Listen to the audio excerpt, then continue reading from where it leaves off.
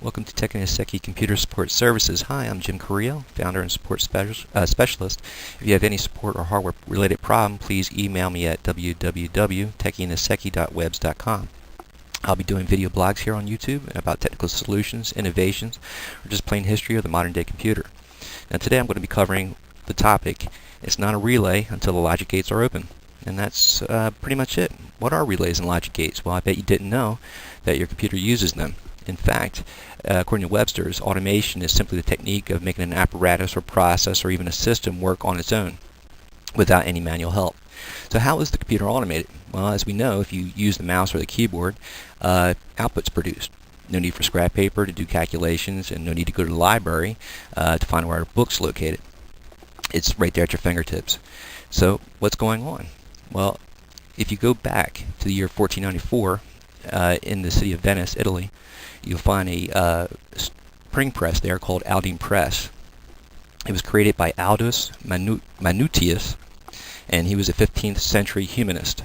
Now, what a humanist is, or was considered at that time, was the new inspiration of the local scholars to restudy Greek philosophy and technology, as well as Latin, Roman technology and philosophy. Now, many today's historians believe that's where the Renaissance period got its start from. Now, how it was Aldus involved, he basically printed Greek texts to the public in a new form called italics. Now, if you use WordPerfect, you'll notice that when you want to do some type of different font, you'll use, it might be italics is one of the choices that you might choose. Now, this invention enabled him to shrink the books at that time down to paperback form with his printing press.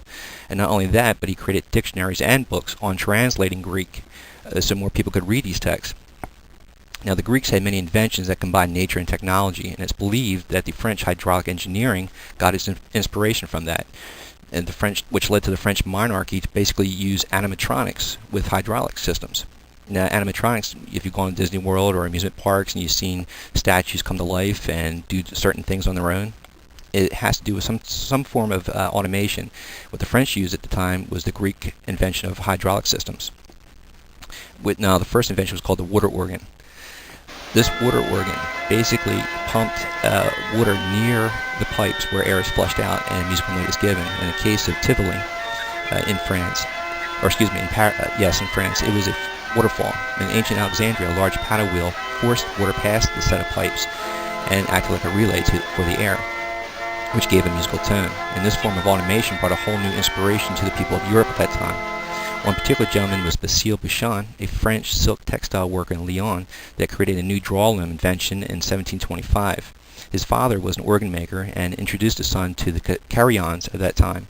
Carillons were mechanisms that would control clappers on bells.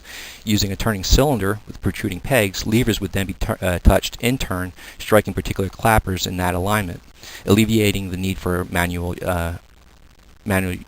use of the ropes pulling the clappers. The French upper class was going through a new fashion fad of silk weave. These weaves had intricate patterns which called for assistants to pull threads up and down in order for the patterns to be established. Now, it could take weeks for a length of design to be woven, and if one stitch was missed, the whole work was ruined.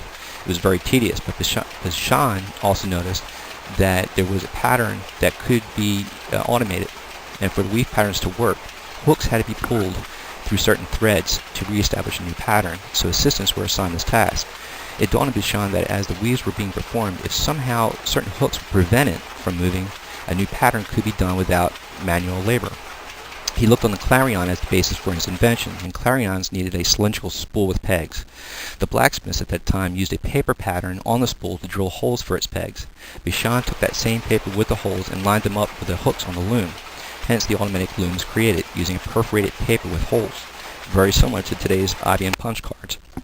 So this is one video on a series of how modern-day computer was brought from the days of the draw loom to today's PCs using silicon chips. And I hope you come back for the next video in this series, and I thank you for your attention.